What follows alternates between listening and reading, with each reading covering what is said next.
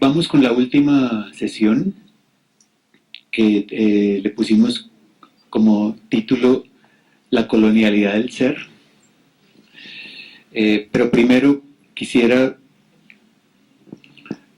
eh, recuperar algunos puntos de la sesión anterior. ¿Sí? No voy a entrar en detalle con las cosas que se hablaron en la sesión anterior, pero simplemente recordar, porque estamos hablando del mismo libro en últimas, Tejidos Oníricos. Entonces sí sería bueno recuperar por lo menos 3 o 4 puntos que se dijeron en la sesión anterior. Y yo diría que el primer punto es señalar que este libro, Tejidos Oníricos, en realidad funciona como una genealogía del capitalismo industrial en Colombia, habíamos dicho, pero con una cierta peculiaridad en el análisis, es decir, a diferencia de las historias económicas que hacen del capitalismo, que hacen énfasis en otro tipo de variables, digamos, en las empresas, en la relación trabajo-capital, en el Producto Interno Bruto, en las exportaciones, qué sé yo, en el imperialismo, en una serie de variables analíticas para entender qué es el capitalismo. Este libro, en cambio, sin desconocer esas variables, o sea, yo no estoy tratando de reemplazar un análisis por otro, sino estoy tratando de complementar un análisis con otro, este libro busca más bien mirar el capitalismo desde el punto de vista de los modos de vida, de los estilos de vida capitalistas, de las formas de actuar, de las formas de conducirse. ¿Ya? Entonces, el énfasis no es entonces en variables macroeconómicas o socioeconómicas, sino el énfasis es en los modos de comportamiento. Digamos, ese es como el primer desplazamiento metodológico que se realiza en este libro y que ya comentamos la sesión anterior. Un segundo punto tiene que ver con el tema de la movilidad. ¿Sí? El libro hace énfasis en lo que yo llamo el dispositivo de movilidad, porque, digamos, el punto que se plantea acá es que hay un cambio en los modos de vida. El capitalismo arrastra consigo un cambio en los modos de vida, en los modos de ser sujetos o de verse a uno mismo, de la relación de uno con uno mismo, de la relación de sí consigo, como diría Foucault. El capitalismo industrial arrastra unos cambios en ese nivel molecular que yo llamo. Y yo quisiera examinar estos cambios con una entrada muy particular que es el tema de la movilidad, el tema de la cinesis, de los cuerpos que se mueven rápidamente, la cinesis de la vida, la aceleración de la vida y la inserción de las dinámicas cotidianas pues en la velocidad que trae consigo el capitalismo, ¿no? Entonces, digamos que aquí el énfasis, acá hay un segundo desplazamiento, entonces, el énfasis no es tanto en las ideologías del progreso, sino en las prácticas a través de las cuales los sujetos se ven a sí mismos como progresando. Entonces, digamos, el punto no es qué es el progreso, no me interesa entrar en este tipo de discusiones qué es el progreso, sino cómo funcionaron los discursos del progreso, cómo funcionaron a nivel de su inscripción en los cuerpos y en las subjetividades. Me interesa entonces la experiencia del progreso, experiencia. Es una categoría que el otro día dije viene como de la fenomenología, pero yo no la estoy mirando de una forma tan fenomenológica. Me interesa la experiencia del capitalismo, la experiencia del progreso. Y por eso el énfasis en el análisis de ciertos temas, como por ejemplo las vías férreas, las calles, las avenidas, las máquinas, la iluminación de las calles, los barrios obreros, las fábricas, digamos, toda una serie eh, ámbitos de cotidianidad en donde las personas empiezan a reconocerse como progresando, como sujetos modernos. Bueno, un tercer punto que me gustaría recordar, que se dijo la semana pasada, o la vez pasada, tiene que ver con el título del libro, Tejidos Oníricos. y preguntábamos en aquella ocasión qué es lo propiamente onírico, qué es lo onírico. Es un título, digamos, un poco bizarro, tejidos oníricos. Bueno, yo diría que lo onírico tiene que ver acá con el olvido de la dimensión trágica de la vida. Esto es algo que yo tomo de Nietzsche, evidentemente, pero que acá lo trato, y que no lo escenifico acá teóricamente. Ustedes saben que les he hablado en otras ocasiones que no me interesa tanto como escenificar la teoría, sino ponerla a trabajar. Entonces, digamos, acá de lo que se trata es de mostrar con esto del onírico que lo propio del capitalismo en últimas es todo el problema de la desterritorialización, ¿no? De sacar a los sujetos de unas ciertas esferas, de unos ciertos lugares, sacarlos, desterritorializarlos y volverlos a colocar en otras esferas, en otros ámbitos, en donde supuestamente ya no existen aquellos elementos, o ya no debieran existir aquellos elementos trágicos de la vida, la pobreza, la miseria, qué sé yo, el atraso, el dolor, las herencias coloniales, etcétera. Todos estos elementos se supone que, estos nuevos espacios que se crean, se supone que son espacios que deben estar limpios de esos elementos trágicos de la vida, ¿no? Entonces, lo onírico, evidentemente, pues esto es un sueño, ¿no? Esto es una fantasmagoría, una fantasía, y a eso se refiere el título de los tejidos oníricos. Entonces, se crean una serie de ámbitos en donde supuestamente desaparecen de la mano de una racionalidad científico-técnica que se encarna en la higiene, que se encarna en la economía, se encarna en el urbanismo, en las fábricas, etc. Unos ámbitos donde las personas mismas se ven como saliendo, escapándose, saliendo de la pobreza, de la miseria, del atraso, de la colonia, de la suciedad, etcétera, etcétera. La creación entonces de un ámbito, Foucault lo llama un milieu, un medio ambiente, donde la muerte, el dolor y la enfermedad son expulsados de la experiencia. Digamos, a eso me refiero básicamente con el título de los tejidos oníricos. Un mundo casi encantado, un mundo de ensueño, pero que para muchos empieza a funcionar como real. ¿Sí? Para muchos empieza a funcionar como real. Y yo creo que funciona como real, ¿no? O sea, eso de creerse que uno está progresando, que está saliendo de no sé qué, que está entrando, pues así funciona el capitalismo, ¿no? ¿Eso es una ilusión? Sí, es una ilusión. Pero tiene efectos de realidad. Necesariamente eso tiene efectos de realidad. Entonces, no es un engaño, hago énfasis acá, no se trata de un engaño, sino de una manera de existir, una ontología, una forma de estar en el mundo. Un cuarto punto, que creo que en eso vamos a concentrarnos hoy, es el problema de la interpelación. La interpelación es una categoría que yo tomo de Althusser. Ustedes recuerdan aquel famoso ensayo de la ideología y los aparatos ideológicos del Estado, pero que uso de un modo distinto, digamos, lo uso de otro modo pues en este libro. La interpelación hace referencia, ustedes recordarán el ensayo de Althusser, al final del ensayo sobre todo hay una metáfora que el propio Althusser menciona, que es la de un policía. No sé si lo recuerdan, un policía que uno va caminando por la calle y de pronto un policía dice, ¡hey, usted! Y uno se voltea y mira. Uno sin saber que es un policía, digamos, solamente escucha uno la voz, ¡hey, usted! Y la persona se voltea. Y acá, pues obviamente lo que Althusser está diciendo es cómo opera la ideología. La ideología opera a través del reconocimiento en la voz del amo, en la voz del policía, en la voz de la ley, en la voz del padre. Uno mismo se reconoce en esa voz como sujeto y por eso uno voltea y mira.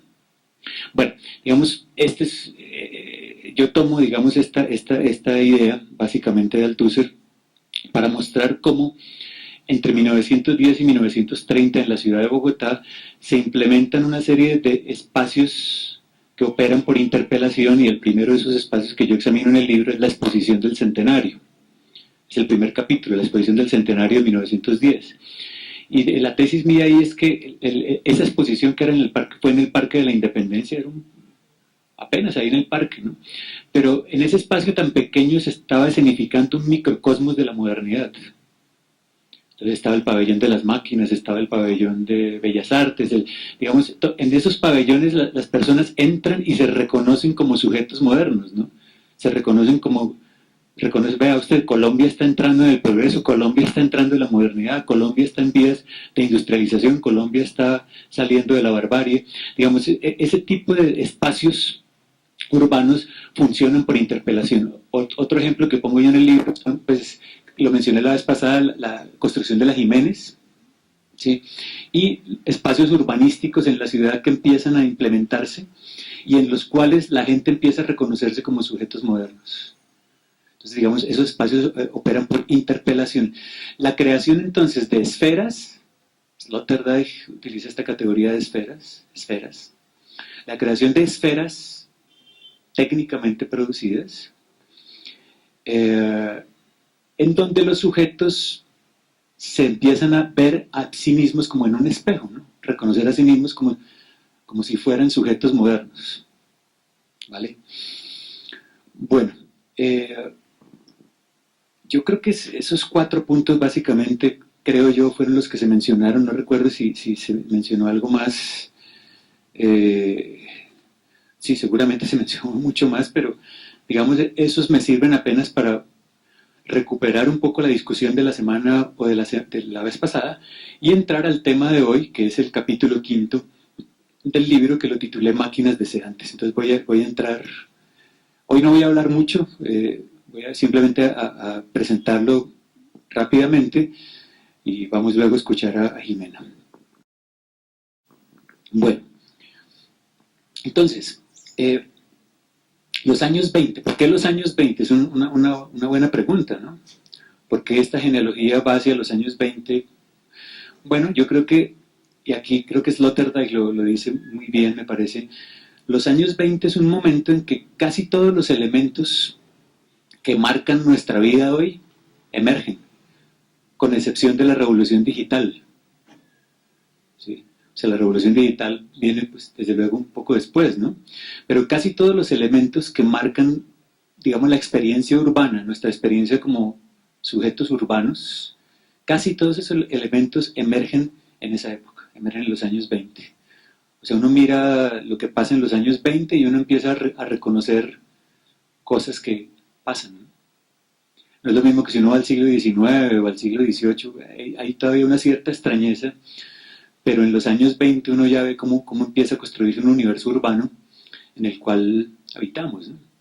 Entonces, los años 20, en los años 20 lo que me interesa mostrar acá es que surge unas tecnologías de gobierno que son algo distintas de las tecnologías que venían operando. Acuérdense la colonialidad del poder que vimos al comienzo. No hablamos mucho de las disciplinas. Alguna vez tuvimos algún debate sobre las disciplinas, pero yo no hablé tanto de las disciplinas. Seguramente Jimena nos va a hablar algo más de las disciplinas. La escuela, de los cuerpos, ustedes conocen muy bien estos temas. Hablamos sí un poco de la biopolítica en el siglo XVIII. Bueno, lo que estoy queriendo decir es que en los años 20 emergen un conjunto de técnicas que se distinguen tanto de las disciplinas como de la biopolítica, como de la colonialidad del poder, y que son unas técnicas de gobierno que operan de forma indirecta, o sea, no operan directamente sobre los cuerpos, buscando gestionar los cuerpos, buscando adiestrar los cuerpos, como es lo que ocurre en la escuela. No operan tampoco sobre el manejo de variables biológicas, la muerte, la natalidad, la mortalidad, como ocurre con el caso de las biopolíticas. No operan tampoco desde el punto de vista de la vinculación con un ancestro europeo para propiciar una diferenciación etnorracial frente a otros, como ocurre con la colonialidad del poder, sino que estas técnicas de gobierno operan indirectamente, es decir, crean unas condiciones de existencia, crean un modo de vida. Son técnicas que se especializan en crear un ambiente para que en ese ambiente los sujetos se reconozcan, digamos, fíjense que operan un poco distinto, ¿no? Entonces, son técnicas que buscan movilizar las pasiones, los afectos y los deseos y que operan haciendo énfasis en el gobierno de los estilos de vida. O sea, lo que empieza a ser muy importante acá es el tema de los estilos de vida, que desde luego pues es una característica central al capitalismo global, ¿no? Bueno, entonces el dispositivo de movilidad tal como yo lo entiendo, digamos, combina distintas técnicas. No estoy diciendo acá que el dispositivo de movilidad se compone solamente de estas técnicas de gobierno. Desde luego también se compone de las técnicas disciplinarias que operarán en la escuela, se compone también del gobierno de las poblaciones en un nivel biopolítico, pero lo que me interesa resaltar acá es una línea importante de ese dispositivo de movilidad, que es el gobierno de los deseos. ¿Sí? Entonces, a eso es que voy a referirme hoy con esto de las máquinas deseantes. ¿Vale? ¿Qué es lo que se busca con estas técnicas de gobierno? Pues yo lo resumiría diciendo, es la producción de sujetos que se ligan libidinalmente al aparato de producción. Es decir, no es que no, es la cuestión del quererse, del desear vincularse al aparato de producción, de estar sujetado al aparato de producción, de la sujeción al modo de producción, al trabajo, digamos, a lo que llamaríamos la sociedad del trabajo. El emplazamiento de la sociedad de trabajo como horizonte único de la existencia y como ámbito en el cual las identidades personales empiezan a labrarse, digamos. Ustedes ven la importancia hasta hoy de la cuestión de la identidad laboral es clave. Una persona que no tiene trabajo empieza a sentirse mal, empieza a sentirse menos. Bueno, el tema del sentirse ligado al trabajo. Bueno, mi pregunta acá es cómo es que eso aparece, es que eso no es natural. Yo no creo que uno trabaje naturalmente, ¿no? Yo no comparto la tesis de que en el trabajo uno se realiza la humanidad, digamos, esa tesis marxista no la comparto. Yo creo que el trabajo emerge genealógicamente, la necesidad de vincularse al trabajo emerge, y el propósito de una genealogía justamente es tratar de desentrañar la emergencia de eso, ¿no? La emergencia de ese tipo de relaciones de poder que sujetan a las personas al trabajo. Bueno, entonces la pregunta sería, ¿cuáles fueron las técnicas, los dispositivos, las estrategias a través de las cuales un conjunto cada vez mayor de personas fue sujetada vitalmente al aparato de producción? Es una pregunta muy clave en este libro y particularmente en este capítulo. El vínculo molecular de los sujetos con el trabajo. Acuérdense que estoy hablando del capitalismo, ¿no? Entonces, el tema del trabajo es clave acá, pero el énfasis es el vínculo molecular de los sujetos con el trabajo. Y bueno, otra vez insisto, no se trata de concentrarme en variables macrosociológicas, sino concentrarme en el tema de los estilos de vida. Bueno, eso, primer punto entonces, ¿no? La pregunta del capitalismo no tanto como modo de producción, sino como modo de sujeción.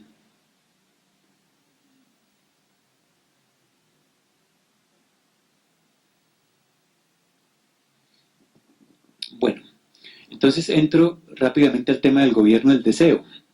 ¿Qué significa esto del gobierno del deseo? Bueno, la hipótesis que está acá de fondo es que el gobierno sobre los estilos de vida, es decir, el que uno se reconozca a sí mismo en un estilo de vida, me refiero acá a una forma de caminar, una forma de trabajar, una forma de comer, una forma de vestirse, una forma de relacionarse, que uno se reconozca en un estilo de vida, demanda necesariamente el gobierno del deseo. Entonces, aquí me remito, no en el libro, pero ahora se los estoy contando, pues, me remito a una genealogía del gobierno del deseo tal como la plantea Foucault en el curso de 1978 titulado Seguridad, Territorio y Población, y concretamente en la clase del 25 de enero de 1978, donde Foucault muestra varias cosas que a mí me interesaron mucho en el libro. Muestra en primer lugar, habla Foucault ahí de la emergencia de las tecnologías liberales de gobierno, recordarán ustedes en el texto.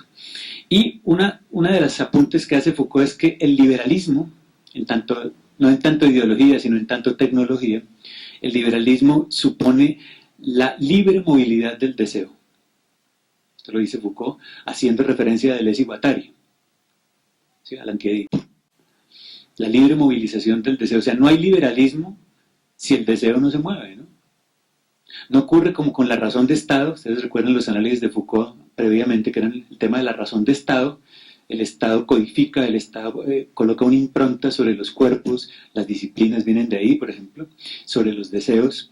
El liberalismo, a diferencia de la razón de Estado, quita esas codificaciones estatales y genera unos ámbitos de libre circulación del deseo. O sea, no hay capitalismo sin libre circulación del deseo. Si el deseo es reprimido, si el deseo es codificado, si el deseo es estriado, pues no puede haber economía de mercado capitalista, ¿no? Entonces acá lo que estamos tratando de mirar es cómo el flujo constante del deseo es una condición de posibilidad de la economía de mercado. Esa es una tesis de Foucault en el curso Seguridad, Territorio y Población. Hay que dejar el laissez-faire del liberalismo. El dejar hacer no es solamente el dejar hacer a nivel de la iniciativa empresarial y todo eso, claro, pero el laissez-faire significa también el dejar circular, ¿no? El dejar circular. Dejar hacer significa dejar circular. ¿Circular qué? En este caso, los flujos de deseo. Sí. Bueno, ese es un primer punto que me interesa de Foucault en ese curso. Un segundo punto en esa clase del 25 de enero, un segundo punto es que en esa genealogía que hace Foucault de la emergencia del sujeto de interés, el sujeto de interés liberal, Foucault dice que parte importante de esa emergencia, digamos, de ese gobierno del deseo, es la formación, la creación de una tecnología de gobierno muy específica que se llama la publicidad. La publicidad.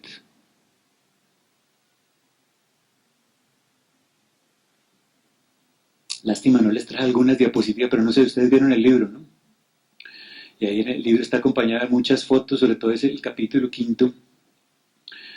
Bueno, tengo acá una memoria, pero creo que ya no vamos a hacer eso hoy. Por ahí tengo todas las fotos donde podrían ver las fotos que están en el libro, las hubiera podido pasar. Bueno, aquí el punto es de que el tema de la publicidad es muy importante en el capítulo 5 del libro. La emergencia de la publicidad en Colombia. ¿Por qué me interesa la publicidad? Bueno, hay una razón teórica que es, por un lado, porque la publicidad no tiene como objetivo el gobierno de la población, como la biopolítica, sino el gobierno del público. O sea, una cosa es la población y otra cosa es el público. ¿Sí? Por eso digo que estas son técnicas que no son biopolíticas en sentido estricto, sino que son, la Zarato las llamaría no políticas, no biopolíticas, sino no políticas. Pero bueno, no vamos a entrar con estos detalles ahora. El público es el sujeto, es el público en tanto sujeto de deseos y sujeto de opinión, no en tanto sujeto biológico que se muere, que nace, que se enferma.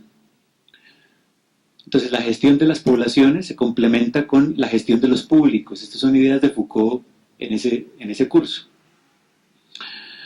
Me interesa la publicidad también, pues, porque, digamos, había publicidad en el siglo XIX. Ustedes miran, sí, claro que había publicidad. Ustedes miran la prensa del siglo XIX, desde 1850 para adelante, yo creo que uno mira prensa en el siglo XIX y uno ve claramente pues que hay avisos, ¿no?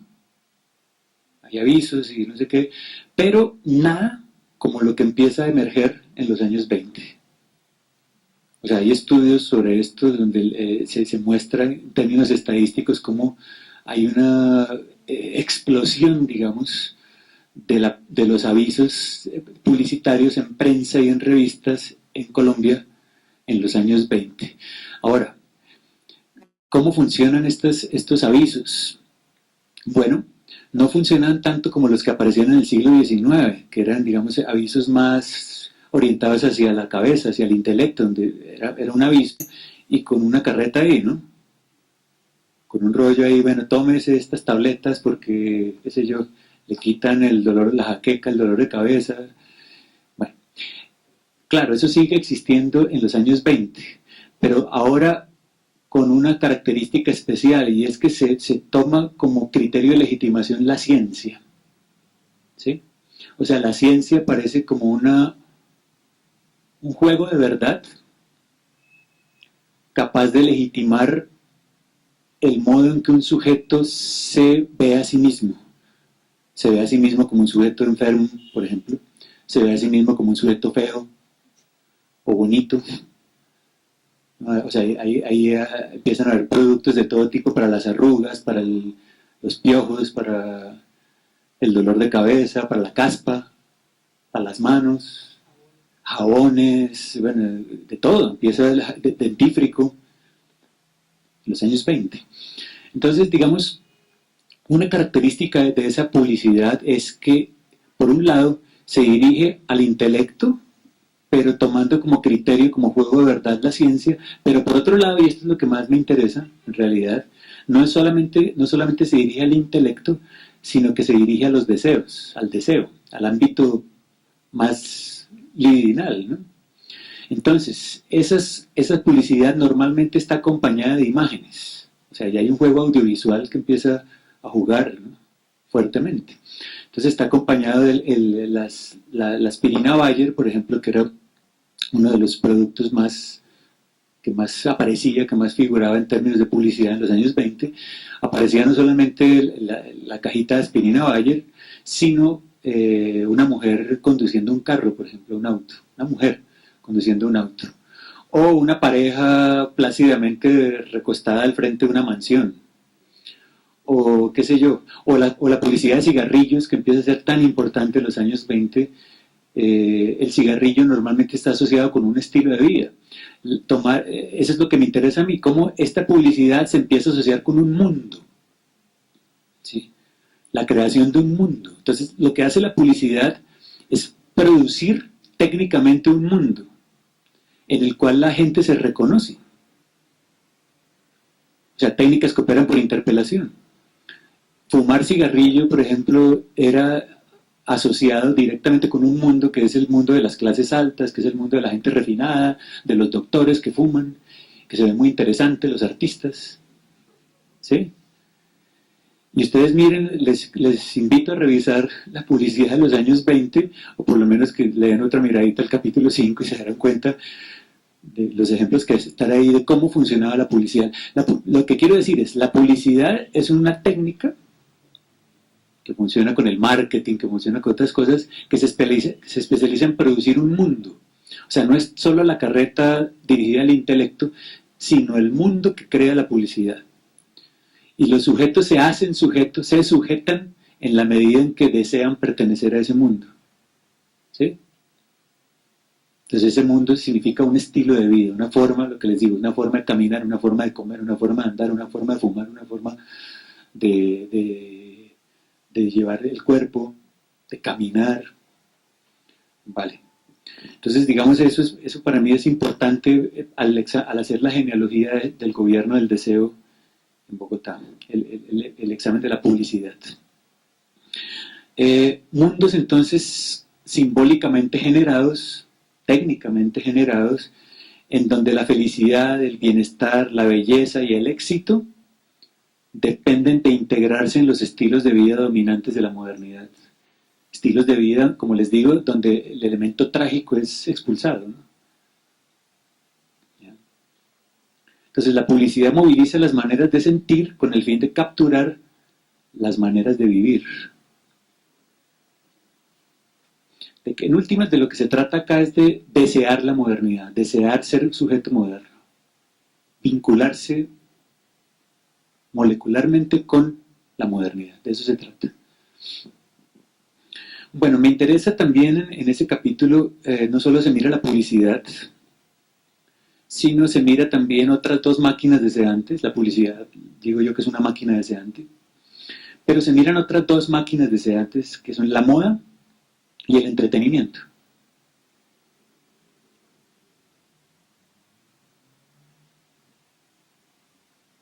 No me acuerdo si hablé de esto la vez pasada, ¿no? Tal vez no, voy a hablar un poquitico. La moda y el entretenimiento. Bueno, ustedes seguramente preguntarán, bueno, pero profesor, esto era para cuatro gatos y un turpial, ¿no?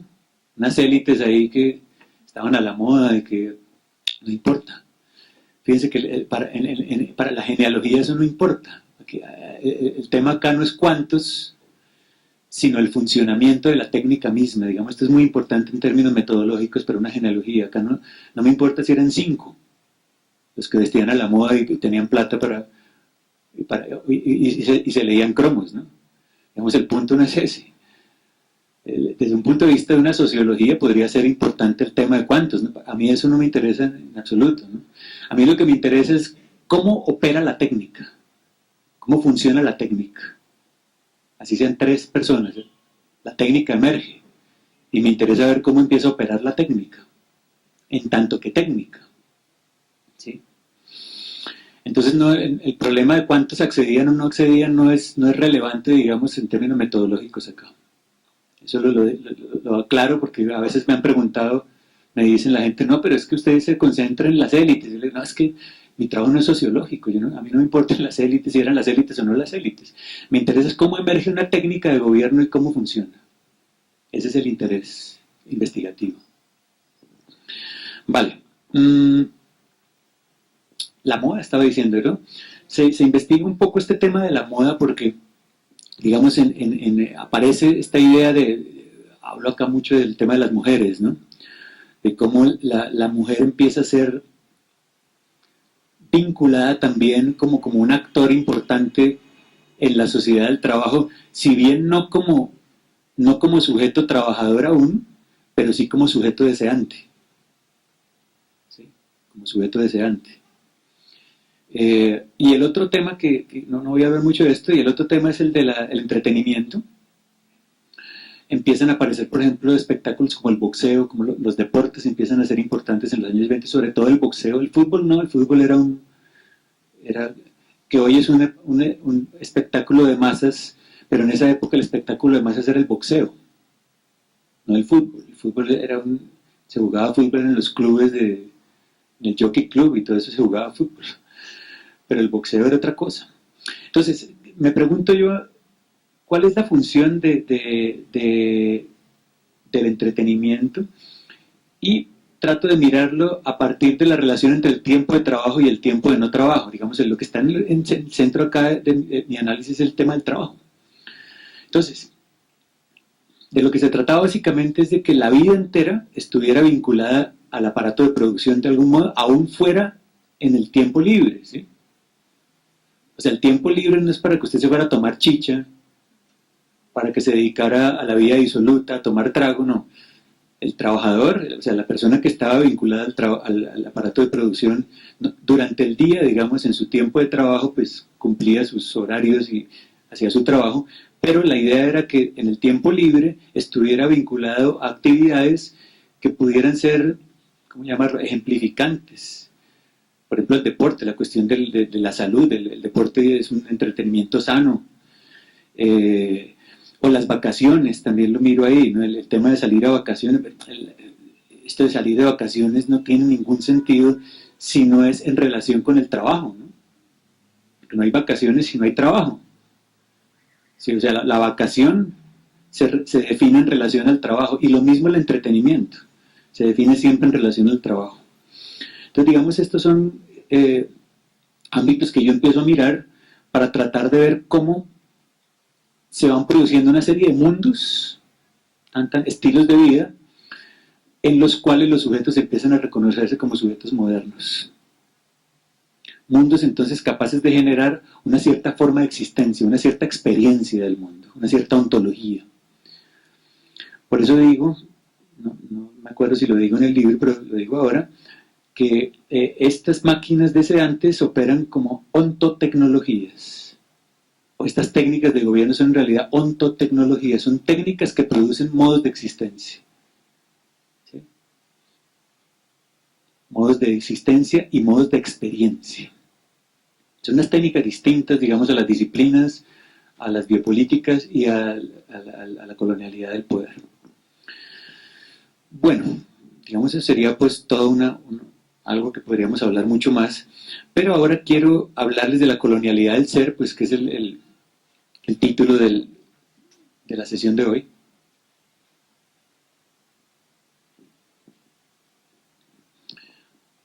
Bueno, es como cerrar el círculo, digamos. Primera sesión, creo que lo que vimos, la primera sesión fue la de la poder pastoral y la cuestión colonial, ¿cierto? Habíamos empezado con el tema de lo colonial. ¿Sí? Bueno, cerremos otra vez con el tema de la colonialidad, pero con unos énfasis algo distintos. Ya no voy a hablar de la colonialidad del poder, sino de la colonialidad del ser. Ahorita les comento un poquito más de esto.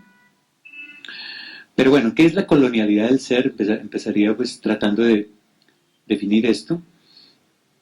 La colonialidad del ser en realidad es una categoría de análisis creada por un filósofo puertorriqueño que se llama Nelson Maldonado Torres.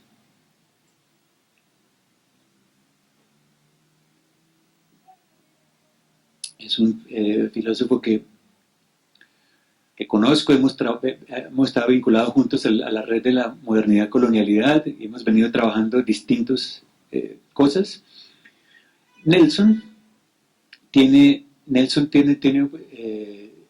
ha trabajado mucho el tema de la ontología de Heidegger. Creo que su doctorado tiene que ver con Heidegger y Levinas. Y bueno, explico rápidamente esto sin entrar en tanto detalle.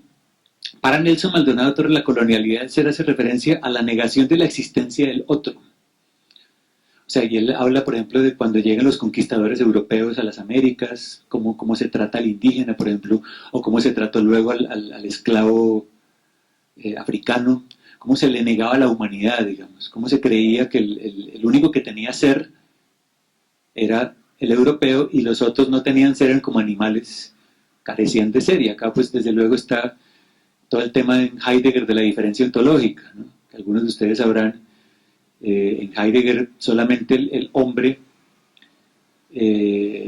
solamente del hombre puede decirse que tiene mundo, Dasein, el Dasein en Heidegger. Los animales no tienen Dasein para Heidegger. El animal no sufre, por ejemplo, para Heidegger. Solo sufre el humano. ¿Ya? Los animales no tienen mundo, diría Heidegger, solo el hombre tiene mundo. Bueno, Nelson agarra, digamos, todas estas diferencias de Heidegger entre la diferencia ontológica y lo que dice es que para el europeo, el indígena y el afrodescendiente eran como plantas, ¿no? Como animales que no se les reconocía ser, sino que se les reconocía simplemente el no ser. El no ser. Entonces, Nelson llama esto la colonialidad del ser. Y como no se les reconocía el ser, pues podían ser matados como se mata una bestia, ¿no? O azotados o tratados como cualquier objeto, como cualquier propiedad. Por eso Nelson habla del damné. El damné es una categoría en ese ser, creo, el condenado de la tierra, ¿no? De Fanon, ¿no? El otro colonial que carece de ser y que se le puede maltratar. A mí me provoca, digamos, siempre establecer un paralelo entre esto que dice Nelson Maldonado Torres y Agamben. Ustedes recordarán Giorgio Agamben con el concepto del Homo Sacer. ¿Recuerdan? El Homo Sacer para Agamben es aquel personaje que vive en una situación de indeterminación jurídica, una figura del derecho romano que la toma Agamben, en un estado de excepción permanente, digamos, por fuera de la polis, es alguien que no es ciudadano, que carece de identidad política, que carece de una vida cualificada, que cualquiera se lo encuentra por la calle, ni siquiera es esclavo, pues, ¿no? Porque un esclavo es de alguien en el mundo romano, sino que esta persona era, no sé, como una especie de indigente, que no tenía ningún estatuto y que cualquiera podía patearlo, podía matarlo, sin tener ninguna consecuencia jurídica por eso, ¿no? Porque su vida no es vista como bios, dice Agamben, sino como zoe. La zoe es la vida vegetal, ¿no? El bios es la vida cualificada, la vida política, la vida de la polis, pero este no tiene ni siquiera, la vida de este personaje es una vida puramente animal, vegetal, es una vida de zoe, una zoe. Entonces, en ese sentido, Agamben habla de la tanatopolítica.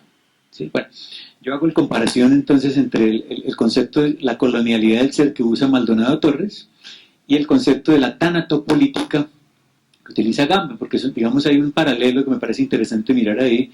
Para Maldonado Torres, las guerras imperiales, las guerras de conquista, todo esto son una expresión de la colonialidad del ser, porque son la justificación del asesinato del otro colonial hasta el día de hoy. Bueno, hasta ahí Maldonado Torres. Vale. Ahora bien, a mí me gustaría utilizar la colonialidad del ser de otro modo, la misma categoría, pero utilizada de otro modo. Insisto otra vez siempre en esto, no para sustituir aquello, sino para complementar aquello. O sea, yo no estoy diciendo que Nelson se equivocó, porque yo creo que tiene razón, que hay una tanatopolítica que ha venido funcionando, que Colombia es un país, quizás la mejor expresión y ejemplificación de una tanatopolítica. Pero digamos, lo que me interesa en el libro, por lo menos, es tratar de mostrar que el ser no es solamente negación, sino que el ser puede ser visto como producción. ¿Sí? O sea, que la colonialidad del ser no se refiere tanto, en este caso, a una negación del ser, sino a una producción del ser, una producción técnica del ser. ¿Sí? Entonces, ¿cómo así producción técnica del ser? Pues lo que estoy diciendo, producción de unos espacios, de unas esferas, donde los sujetos empiezan a reconocerse como alguien, ¿no? Como trabajador, como, qué sé yo, como empleado, como profesionista, como obrero, como empresario, qué sé yo, como ama de casa, ¿sí? Como estudiante. O sea, una serie de espacios donde el ser es producido técnicamente, a eso me refiero. Entonces, la colonialidad del ser no es solo la negación del ser, el homo sacer, sino la producción del ser. La producción técnica de un mundo y de unas formas de existencia, de unos estilos de vida, de un estar en el mundo. Vale, entonces, digamos, a eso es que me refiero yo con colonialidad del ser. Y lo que trato de mostrar entonces es que lo que empieza a emerger en los años 20 en Bogotá es cómo empieza la colonialidad del ser a convertirse en un horizonte de vida. La colonialidad del ser en este caso es la vida en el capitalismo, ¿comprenden el punto? La vida en el capitalismo, la vida en la sociedad del trabajo, es una vida colonizada. Es una vida sujetada a unas dinámicas, a unos ritmos, a unas formas de existencia, a un mundo de expectativas, a una forma de ser sujeto que simplemente funciona y uno se ajusta, uno se adapta, uno se acomoda, digamos, ¿no? Uno adquiere una identidad, digamos ahí. Uno se siente interpelado y se siente sujeto en la medida en que uno se identifica con esos mundos que, les insisto, son mundos en cierto modo oníricos, ¿no? Entonces, el capitalismo empieza a funcionar, y esa es la tesis fuerte del libro, el capitalismo desde los años 20 empieza a funcionar como una ontología, como un modo de existencia y casi, digamos, hoy ya es evidente, como una condición de posibilidad de la existencia. Es algo tremendo decir esto, pero yo creo que eso es lo que está ocurriendo, ¿no? O sea, el capitalismo no se combate solo mirando para afuera, pues el capitalismo es condición de existencia, ¿no? Es condición de vida, anclado molecularmente en el deseo. Entonces, digamos, ahí las categorías políticas de análisis tienen que empezar a, creo yo, como a tener en cuenta estos elementos. Bueno, me falta una cosa y con eso cierro, la diferencia entre la colonialidad del ser del poder. Bueno, en este grupo, en esta red de modernidad-colonialidad se suele hacer diferencia, se habla de la colonialidad, la modernidad-colonialidad, ¿no? Pero, digamos, la colonialidad la colonialidad no es una sola, digamos, ¿no? O por lo menos lo veo yo así, la colonialidad no es una sola, sino que se suele distinguir entre tres improntas o tres formas de la colonialidad, que serían la colonialidad del poder, la colonialidad del ser y la colonialidad del saber. ¿Sí? Esto es otro tema, desde luego, pero como para justificar por lo menos el título de la sesión de hoy. La colonialidad del poder, ya la vimos cómo funciona, digamos, opera a través de una codificación etnorracial de los cuerpos. ¿Sí? La cuestión de de ser blanco, ¿no? De la blancura, de creer que uno es europeo, que es blanco, y que es mejor que el que es negro, que el que es indio, ¿no? Digamos, así funciona la colonialidad del poder y esto ha tenido una fuerza muy importante en Colombia, que es un país racista, a pesar de que ayer hayan dicho que se castiga el racismo por ley. Bueno, así pongan las leyes que quieran, siempre habrá afrodescendientes que no los dejan entrar a una discoteca. Digamos, tenemos una larga historia molecular del racismo. El racismo está molecularmente incrustado, ¿no? Bueno, la colonialidad del saber se referiría entonces a la superioridad de unos conocimientos sobre otros, ¿no? Esto también se investiga en la Ibris del punto cero, ¿no? La superioridad, por ejemplo, del conocimiento científico técnico sobre el conocimiento cotidiano o sobre los conocimientos ancestrales, etcétera, etcétera. La colonialidad del ser, tal como yo utilizo la categoría, es la que se investiga en tejidos oníricos, que es entonces, ¿soy yo el que estoy provocando eso?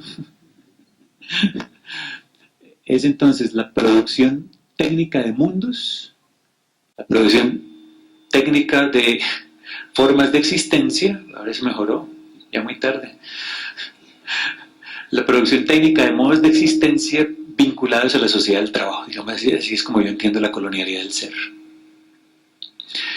Si quieren podríamos discutir esto ahora más tarde, digamos no es algo que esté muy claro en el libro, de hecho que ni siquiera se menciona en el libro, pero que yo lo tenía muy en cuenta cuando lo estaba escribiendo, ¿no?